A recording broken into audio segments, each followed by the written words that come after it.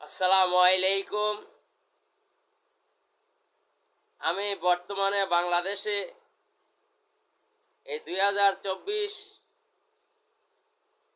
জুলাই গণ অভ্যুত্থানের পরে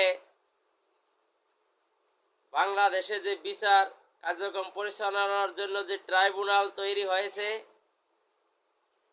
এই ট্রাইব্যুনালের চিফ প্রসিকিউটর জনাব মোহাম্মদ তাজুল ইসলামকে ধন্যবাদ জানাই তার সাহসী পদক্ষেপ নেওয়ার জন্য।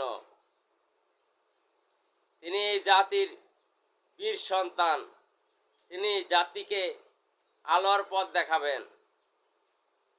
এটাই বিচারকদের হওয়া উচিত।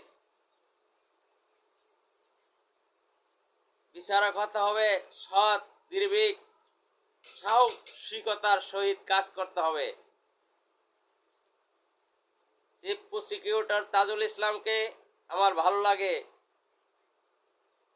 তার কথাবার্তায় আধুনিকতা আছে, শালীনতা আছে, তার থেকে মানুষের শেখার অনেক কিছু আছে।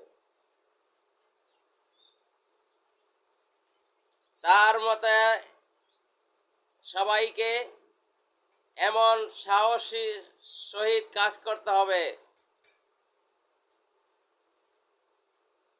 তাজুল ইসলামের মতন বিচারক যদি বাংলাদেশে আরো থাকে, তারা এই জাতিকে আলোর পথ দেখাবে, মানুষকে সঠিক বিচারের পথ দেখাবে। জাতির আশা এবং প্রত্যাশা এই তাজুল ইসলামের মতো বিচারকদের দ্বারাই আশা করা যায়। বিগত দিনে যারা গুম, খুন, হত্যার সাথে জড়িত, যারা আয়নাঘর বানিয়েছিল, তাদের নামের তালিকা প্রকাশ করা হয়েছে। এজন্য ট্রাইব্যুনালকে ধন্যবাদ জানাই।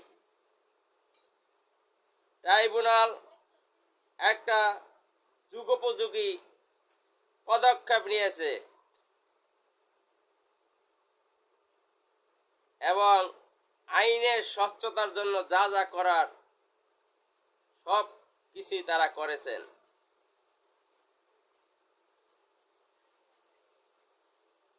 আমরা তো মনে করেছিলাম যারা এই গুম, খুন, হত্যা, আয়নাঘরের সাথে জড়িত তাদের বিচার হবে না, কিন্তু এখন আমার মনে হয় বিচার হবে।